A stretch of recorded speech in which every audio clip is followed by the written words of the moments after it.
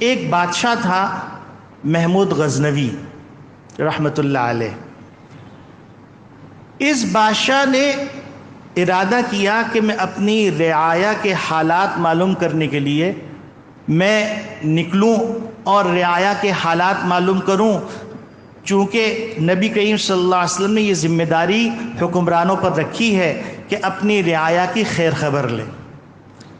تو محمود غزنوی رحمۃ اللہ علیہ گھر سے نکلے، اپنے محل سے نکلے، جو پائی دروازہ تھا یا پوشیدہ دروازہ تھا وہاں سے باہر نکلے، لباس تبدیل کر کے، حلیہ تبدیل کر کے تھوڑی دور گئے تو دیکھا کچھ لوگ اندھیرے میں بیٹھے ہوئے گفت و شنید کر رہے ہیں. معروم رحمۃ اللہ علیہ فرماتے ہیں محمود غزنوی رحمۃ اللہ علیہ نے یہ طے کیا کہ ان کی گفتگو سنتا ہوں کہ یہ کیا باتیں کر رہے ہیں.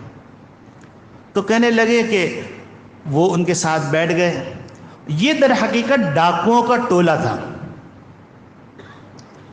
ان ڈاکوؤں کے ٹولے کو ڈاکہ ڈالنے کی پلاننگ کرنی تھی. تو ان ڈاکوؤں نے یہ سمجھا کہ یہ جو آدمی آیا ہے یہ بھی ہمارا ہی ہے. انہوں نے کوئی شکوہ شکایت نہیں کی اور کوئی باس پرس نہیں کی. سب حلقہ بنا کے بیٹھ گئے. حلقہ بنا کے بیٹھنے کے بعد انہوں نے کہا کہ ہم اپنے اپنے ہنر کا ذکر کر دیں تاکہ ڈکیتی میں کس کا ہنر کہاں کام آنا ہے ہم کو پتہ ہونا چاہیے.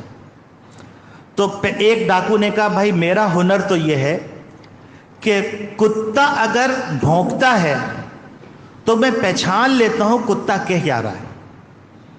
تو انہوں نے کہا یہ تو بڑا زبردست ہنر ہے، کیونکہ ڈکیتی کے موقع پر کتوں سے واسطہ پڑتا رہتا ہے، کتے چیختے چلاتے رہتے ہیں، تو ہمیں معلوم ہو جائے گا کوئی خطرہ ہے تو ہم اس سے آگاہ ہو جائیں گے. انہوں نے کہا تم تو بڑے کام کے آدمی ہو.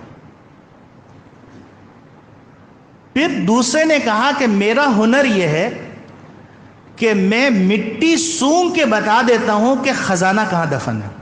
انہوں نے کہا تم بھی بڑے کام کے آدمی ہو، بہت قیمتی ہو تم، اور خزانے کو ہمیں زیادہ تلاش نہیں کرنا پڑے گا، تم سونگ کے بتا دو کہ تم بھی ہمارے کام کے آدمی ہو.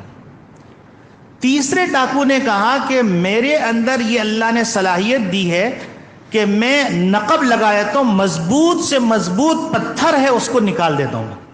انہوں نے کہا نقب لگانے کی ضرورت تو پڑتی ہے، تم بھی بڑے کام کے آدمی ہو.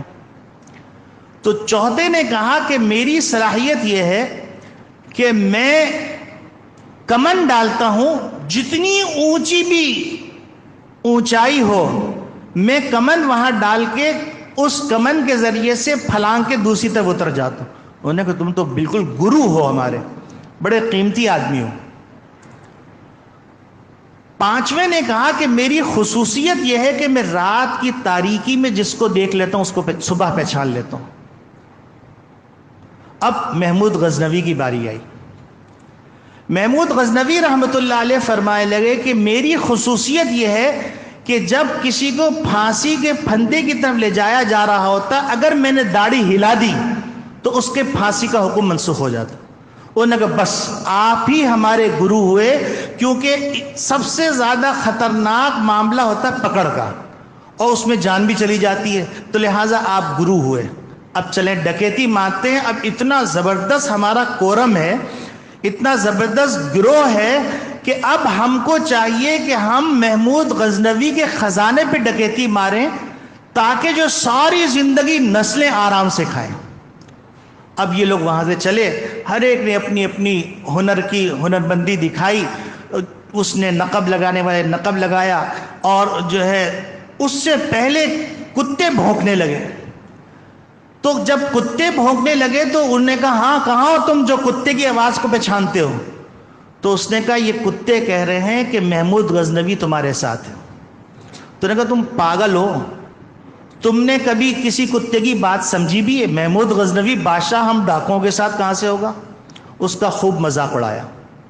مذاق اڑا کر جو ہے چپ ہو جاؤ، چلو ڈکیتی ماری. ڈکیتی مار کے ان کو اطمینان تھا کہ کیونکہ گرو ہمارے ساتھ ہے، تو انہوں نے سارا سونا وونا لوٹا اور گٹھری باندھی اور جا کر سو گئے کہ اب صبح تقسیم کریں گے، کوئی پریشانی کی بات ہی نہیں ہے. تو اب محمود غزنوی جب وہ سب چلے گئے تو وہ چور دروازے سے واپس محل میں آیا اور اپنا آرام کرنے لیٹ گیا. صبح دربار لگایا اور اپنے انٹیلیجنس کے لوگوں کو کہا کہ فلاں جگہ پر یہ ڈاکو ہیں اور ان کا گواہ میں خود ہوں، لہٰذا ان کو پکڑ کے لیا۔ اب وہاں پر انٹیلیجنس کے لوگ پہنچے تو انہوں نے دیکھا کہ سامان بھی بندہ پڑا ہے، وہ لوگ سو رہے ہیں۔